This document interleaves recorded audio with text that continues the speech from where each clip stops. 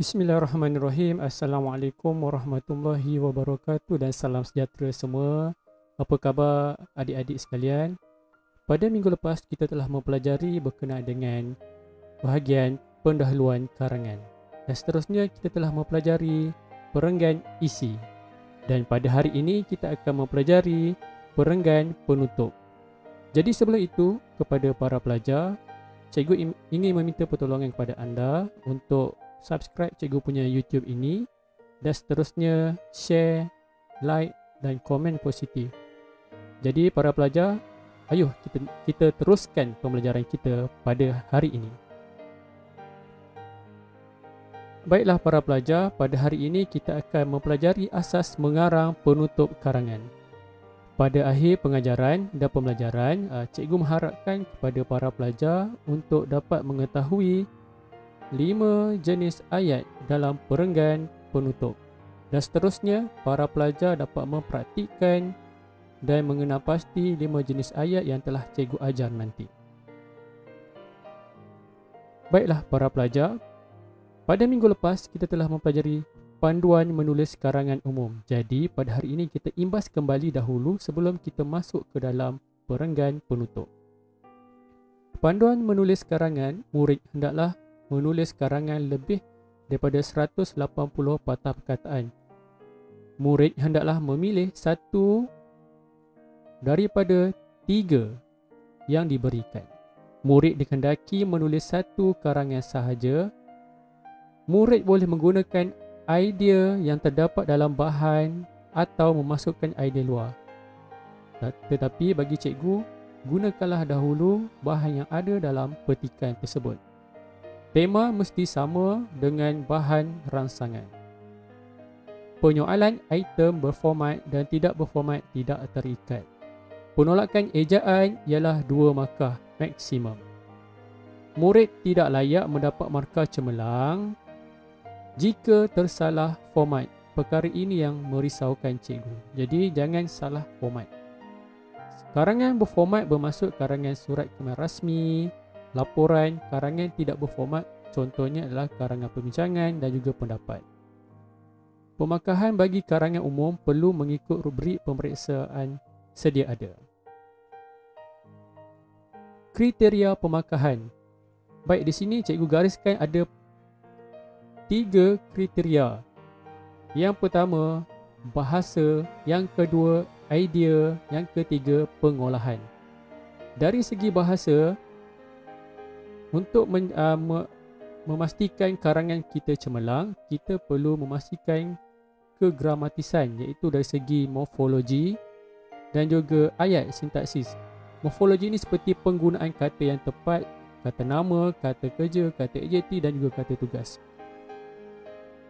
Ejaan dan tanda baca. Jadi dari segi bahasa ini, sistem ejaan dan juga tanda baca sangat dititik beratkan kerana penolakan markah bermula di sini. Dan untuk mendapat kriteria pemakahan yang cemerlang, para pelajar perlu memastikan mempunyai kosakata. Tambah lagi kita kena ada kosakata berdarjat tinggi. Contohnya pelajar menggunakan perkataan kulawangsa, alma mater. Okay. Baik, yang seterusnya idea. Jadi dari segi idea ni kita dapat lihat dari segi isi, mungkin perenggan isi, huraian. Mungkin isi ni boleh kita tengok fakta, ayat jawapan, huraian, 5W1 dan contoh yang tepat. Baiklah, dari segi pengolahan kita dapat lihat di sini ialah dari segi pemerengganan, format yang telah digunakan, keindahan bahasa, ungkapan menarik. Contohnya pelajar menggunakan peribahasa ataupun pendapat tokoh. Baik, para pelajar, jom kita teruskan. Pemeriksa melihat perskoran. Jadi pemeriksa melihat apa? Pemeriksa melihat perskoran. Baik, jadi di sini ada tata tingkatnya di sini. Sebelah itu untuk karangan PT3, karangan respon terbuka membawa markah sebanyak 30 markah.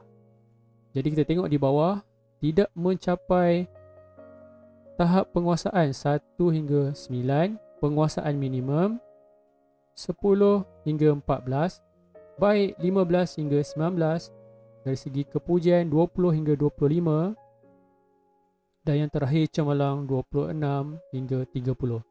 Jadi kita mengharapkan kita berada di sini. Jadi apakah yang perlu kita ketahui? Jom kita lihat. Dan selalunya pelajar akan berada di sini. Macam mana dapat mendapat markah yang cemerlang? Cemerlang ialah dari segi 6 perenggan, isinya dalam keadaan yang terbaik, ada huraian contoh seperti mana cikgu mengajar anda pada minggu lepas. Baik, jadi seterusnya alat penandaan yang akan dijumpai oleh para pelajar. Ini adalah untuk pengetahuan anda, guru-guru subjek Bahasa Melayu akan menggunakan cara penandaan, gunakan alat-alat ini untuk diaplikasikan dalam kertas kamu, karangan. Baik, contohnya kalau cikgu tanda garis, ini menandakan kesalahan bahasa, perkataan dan frasa. Simbol ini pula merujuk kepada kesalahan ejaan. Jadi untuk kali yang kedua, kesalahan ejaan berulang. Dan tanda bulat seperti ini, yang lonjong ini, kesalahan tanda baca. Contohnya koma, huruf besar, huruf kecil. Dan kesalahan isi fakta, mungkin dari segi terpesong. Okey. Pemotongan markah untuk ejaan yang salah. Setengah markah dipotong bagi ejaan yang salah. Pemotongan keseluruhan yang tidak lebih daripada 2 markah. Kesalahan ejaan yang berulang tidak diambil kira. Ejaan hendaklah mengikut sistem ejaan Rumi Baharu Bahasa Melayu. Baiklah para pelajar, kita teruskan.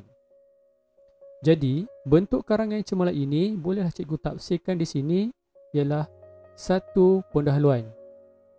Baik, sebelum itu, apa yang cikgu ajar pada hari ini sebenarnya tidak salah untuk anda gunakan teknik lain ataupun gunakanlah teknik apa-apa pun. Untuk cikgu mengajar pada hari ini adalah sebagai anda cadangan untuk anda mendapat karangan yang cemerlang. Baik, untuk bentuk karangan cemerlang, anda perlu memastikan anda mempunyai satu pendahuluan, nombor 2, 4 isi penting dan 1 penutup. Jadi seelok-eloknya karangan anda perlu ada 5 ayat. Untuk pendahuluan, 4 isi mempunyai 5 ayat juga, dan yang terakhir 1 penutup 5 ayat. Kerana apa? Cikgu ingin memastikan anda mempunyai satu karangan yang seimbang dalam dari segi pemerengganan. Jadi 6 perenggan menunjukkan penulisan yang cemerlang. Ungkapan menarik seperti peribahasa, kosakata berdarjat tinggi, contohnya menggunakan perkataan kelawangsa, obligasi, contohlah. Dan penanda wacana perlu ada. Yang paling penting, mestilah urutan ayat dalam pemerengganan dalam keadaan yang terbaik. Baik, yang seterusnya. Baik, hari ini kita akan mempelajari 5 jenis ayat perenggan penutup, penulisan berkesan. Jadi di sini cikgu letakkan 5 jenis ayat yang terdapat dalam perenggan penutup. 5 ayat ini adalah cadangan daripada cikgu sendiri. Jadi jika sebenarnya pelbagai jenis ayat yang terdapat dalam perenggan penutup. Okey. Baik, sebelum itu untuk ayat pertama kita ada ayat kesimpulan. Dalam singkatnya ayat case. Yang seterusnya ayat cadangan. Ayat ca. Dan yang ketiga ayat peribahasa, ayat peri. Ayat yang keempat ialah ayat imbas muka, ayat im. Dan yang terakhir ayat harapan, ayat ha. Seperti yang cikgu sebutkan tadi, sebenarnya pelbagai jenis ayat yang terdapat dalam bahagian penutup ini. Contohnya ada ayat penegasan, ayat tokoh.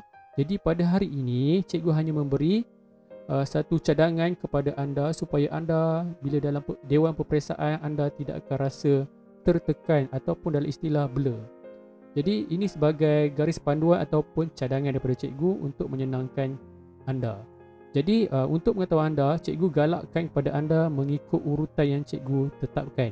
iaitu ayat pertama mestilah ayat kesimpulan, yang kedua ayat cadangan, ayat yang ketiga peribahasa, ayat yang keempat ialah imbas muka, dan ayat kelima ayat harapan.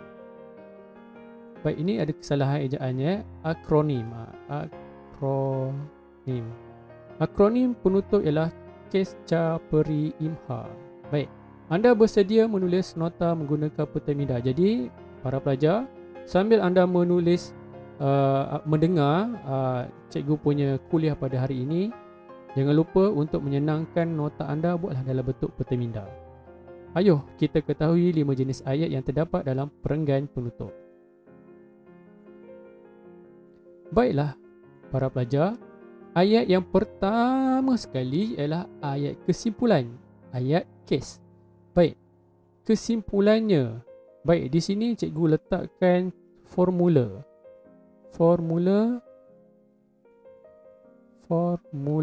ringkas yang cikgu cipta sendiri untuk menyenangkan para pelajar.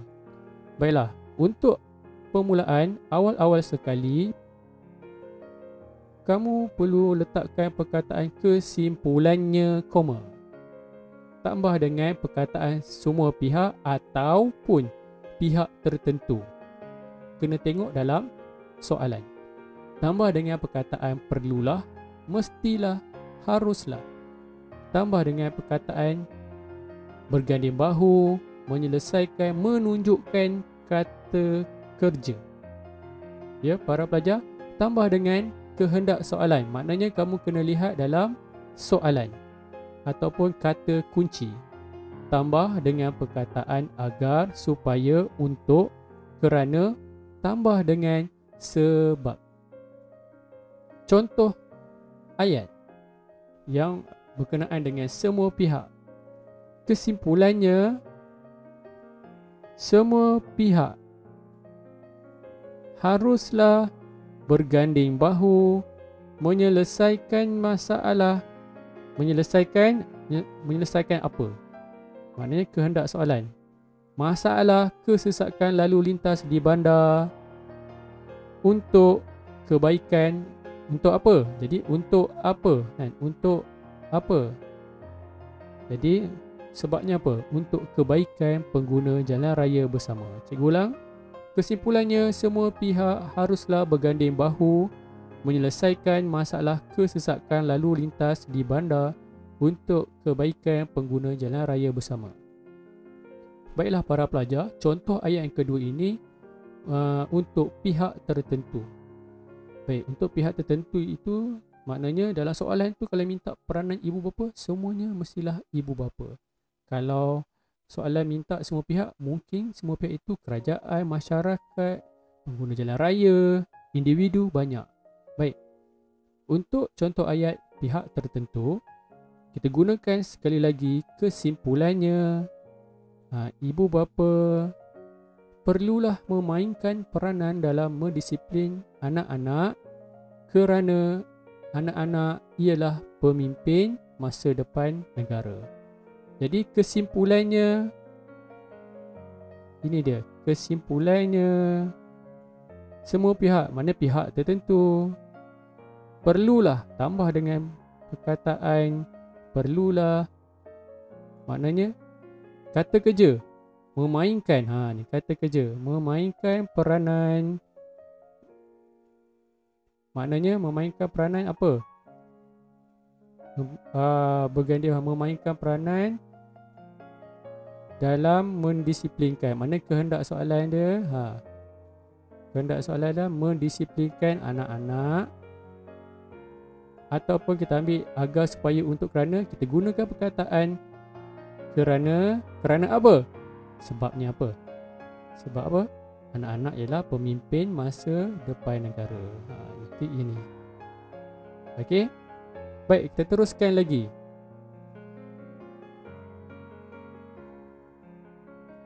Ayat yang kedua ialah ayat cadangan, ayat ca.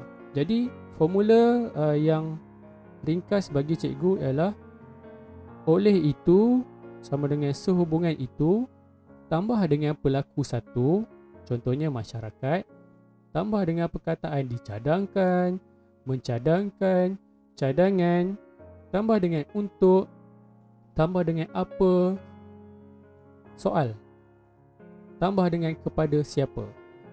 Terus menyokong saranan, tambah pelaku dua, contohnya kerajaan, tambah sama ada dalam ataupun dapat, tambah dengan kehendak soalan, perincian soalan. Contohnya ialah kita tengok ayat yang telah diwarnakan. Kita guna perkataan oleh itu. Sambil-sambil itu kamu tengok di atas ini formulanya. Oleh itu, pengguna jalan raya, itu pelaku satu, pengguna jalan raya, pelaku satu. Kita guna perkataan yang ini. Dicadangkan. Dicadangkan. Kita guna perkataan untuk. Untuk apa kan? Untuk terus menyokong usaha. Untuk apa? Untuk terus menyokong usaha murni. Usaha murni pelaku dua. Usaha murni pihak berkuasa.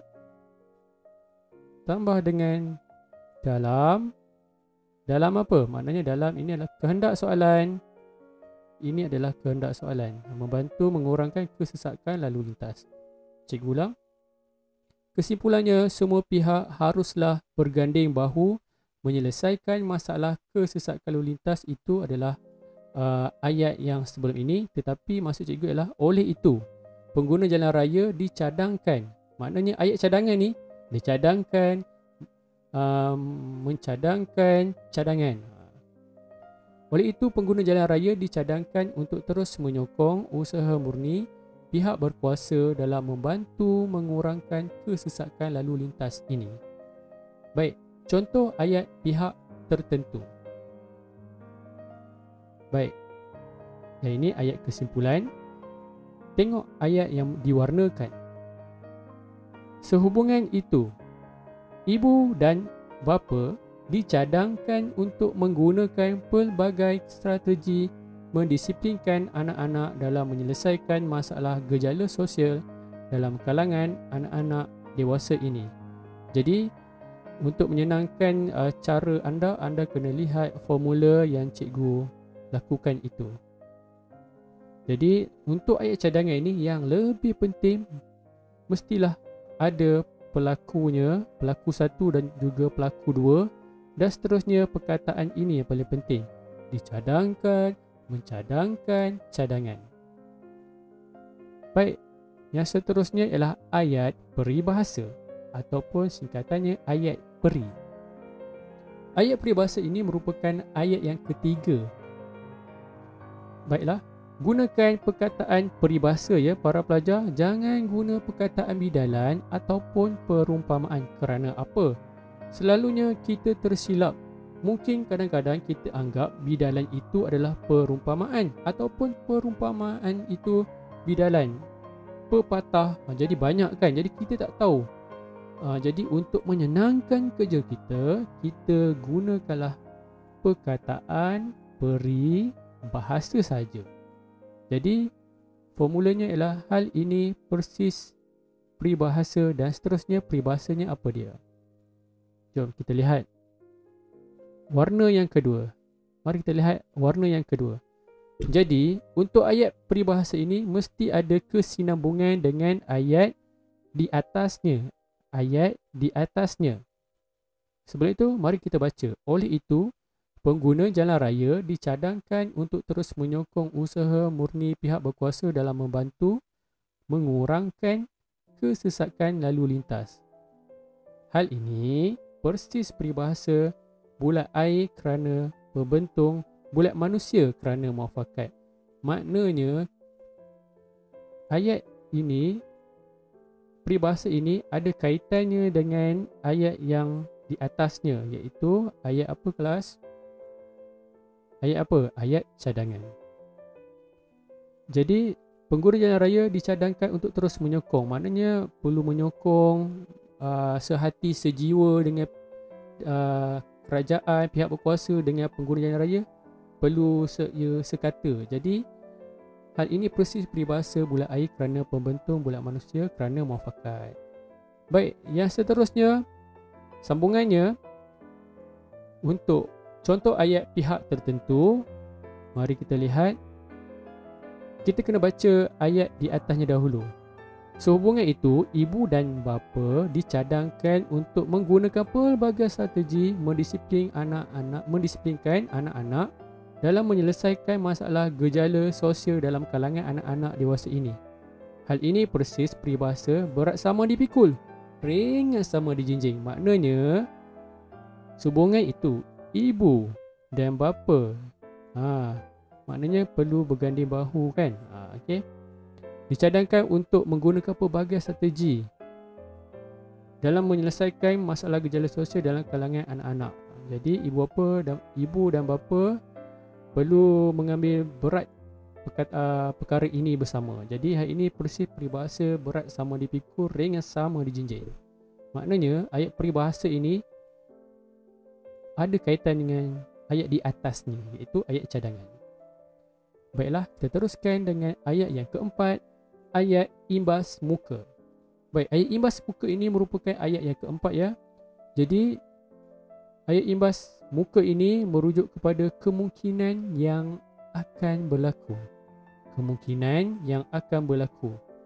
Gunakan penanda wacana namun demikian. Gunakan penanda wacana namun demikian. Gunakan perkataan seandainya, sekiranya dan sambungannya. Perlu ada perkataan akan ataupun jika. Jadi formulanya kamu lihat di bawah ini, ada formula cikgu letakkan. Namun begitu tambah sekiranya sama dengan seandainya, tambah dengan pelaku 1 dan 2, tambah dengan perkataan tidak berganding bahu ataupun bersatu hati ataupun kata kerja yang lain, tambah dengan koma. Tambah dengan koma, tambah dengan perkataan perkara ini, tambah dengan perkataan akan, tambah dengan sebab, dalam erti kata lain kehendak soalan. Jom kita lihat sama-sama. Kita tengok di sini ya. Namun begitu, kita dah gunakan ya. Namun begitu, sekiranya masyarakat dan pelaku, itu adalah apa itu para pelajar? Pelaku 1 dan pelaku 2. Masyarakat dan kerajaan tidak bersatu hati, perkara ini akan menyebabkan kesesakan lalu lintas terus berlaku. Jadi untuk menyenangkan kerja anda tengok dahulu formula yang cikgu cipta itu. Baik, yang seterusnya para pelajar, kita buat sambungan. Sambungannya ialah, sambil-sambil itu anda boleh lihat formula di atas ini.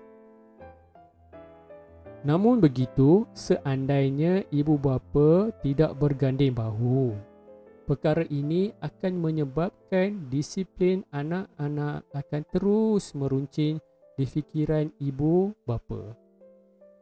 Jadi sambil kamu dengar cikgu baca contoh ayat imbas muka, kamu boleh tengok formula yang cikgu cipta itu.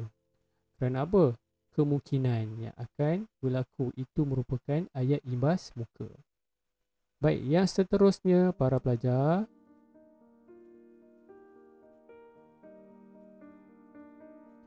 maafkan cikgu, yang ini ayat yang ke-5.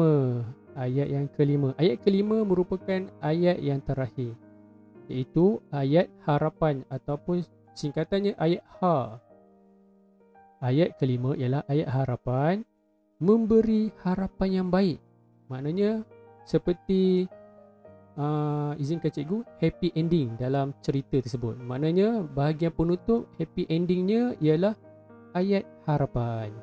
Baik, gunakan penanda wacana penegasan, iaitu di awal ayatnya jelaslah, izharnya ataupun tuntasnya. Sama seperti untuk mengetahui anda, ayat harapan ini sama seperti dengan ayat cadangan. Cuma ada beberapa sedikit penukaran dari segi formularnya. Yang samanya adalah kalau ayat harapan, kalau ayat cadangan, dicadangkan, mencadangkan. Kalau ayat harapan, harapan, mengharapkan, diharapkan.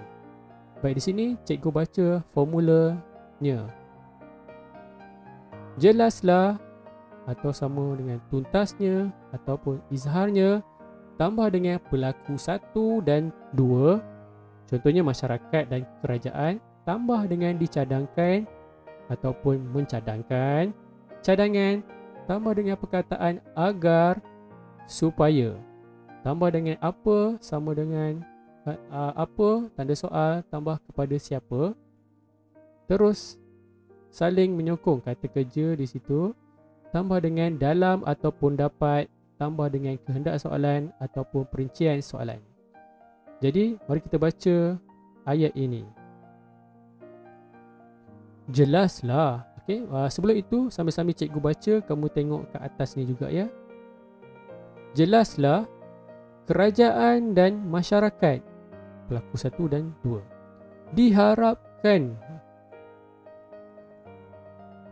mengharapkan, diharapkan, harapan, diharapkan supaya, boleh juga kita tukar dengan perkataan agar, supaya terus bekerjasama, makna di situ ada kata kerja kan, dalam memikirkan cara untuk menyelesaikan permasalahan kesesakan lalu lintas. Belakang sekali ini merupakan perincian soalan ataupun kehendak soalan. Baik, jadi para pelajar, kita tengok contoh yang seterusnya. Minta maaf ya, nombor 5. Kita terus pergi kepada yang di bawah. Tuntasnya, di awal ayat kita guna perkataan tuntasnya, ibu dan bapa diharapkan agar terus saling menyokong dalam menyelesaikan masalah disiplin anak-anak tercinta. Jadi itu merupakan ayat harapannya para pelajar. Baiklah para pelajar, di sini cikgu tunjukkan contoh perenggan penutup. Maknanya dalam ini ada ayat apa? Ada ayat kesimpulan, ada ayat cadangan, ada ayat apa lagi? Iaitu peribahasa, ada ayat imbas muka, dan ada ayat yang terakhir ialah ayat apa kelas? Ayat harapan. Baik, jadi jom kita tengok kesimpulannya. Semua pihak haruslah berganding bahu menyelesaikan masalah kesesakan lalu lintas di bandar untuk kebaikan pengguna jalan raya bersama. Oleh itu, pengguna jalan raya dicadangkan untuk terus menyokong usaha murni pihak berkuasa dalam membantu mengurangkan kesesakan lalu lintas ini. Hal ini persis peribahasa bulat air kerana pembentung, bulat manusia kerana muafakat. Namun begitu, sekiranya masyarakat dan kerajaan tidak bersatu hati, perkara ini akan menyebabkan kesesakan lalu lintas terus berlaku. Jelaslah, kerajaan dan masyarakat diharapkan agar terus bekerjasama dalam memikirkan cara menyelesaikan permasalahan kesesakan lalu lintas. Jadi, ayat pertama ini ialah ayat apa kelas? Ayat kesimpulan. Ayat yang kedua ialah ayat cadangan. Ayat yang ketiga ialah ayat peribahasa. Ayat yang keempat ialah ayat imbas muka, dan yang kelima ialah ayat harapan. Baik, jom kita tengok contoh yang terakhir. Kesimpulannya, ibu bapa perlulah memainkan peranan dalam mendisiplinkan anak-anak kerana anak-anak ialah pemimpin masa depan negara. Ayat kesimpulannya, sehubungan itu, ibu dan bapa dicadangkan untuk menggunakan pelbagai strategi mendisiplinkan anak-anak dalam menyelesaikan masalah gejala sosial dalam kalangan anak-anak dewasa ini. Jadi itu ialah ayat cadangan. Hal ini persis peribahasa berat sama dipikul, ringan sama dijinjing. Ayat peribahasa. Namun begitu, seandainya ibu bapa tidak berganding bahu, perkara ini akan menyebabkan disiplin anak-anak akan terus meruncing di fikiran ibu bapa. Ayat imbas muka. Tuntasnya, ibu dan bapa diharapkan agar terus saling menyokong dalam menyelesaikan masalah disiplin anak-anak tercinta. Jadi itu merupakan 5 ayat yang terdapat dalam perenggan penutup.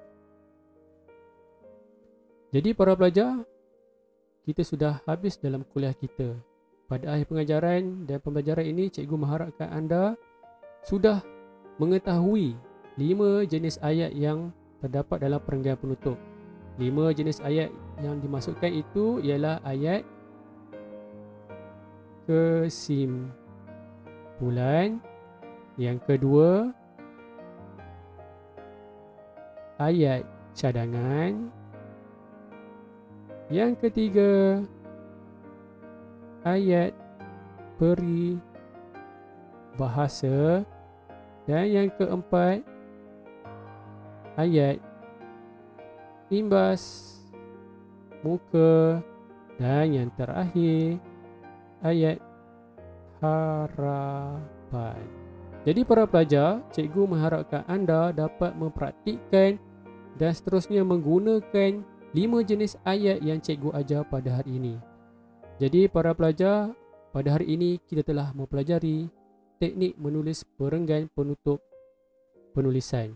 5 ayat mudah perenggan penutup. Jadi para pelajar, ayuh cuba dalam teknik menulis perenggan yang cikgu ajar pada hari ini. Jadi sampai di sini saja untuk hari ini. Kita jumpa lagi pada kelas yang berikutnya. Terima kasih dan kita berjumpa lagi. Bye.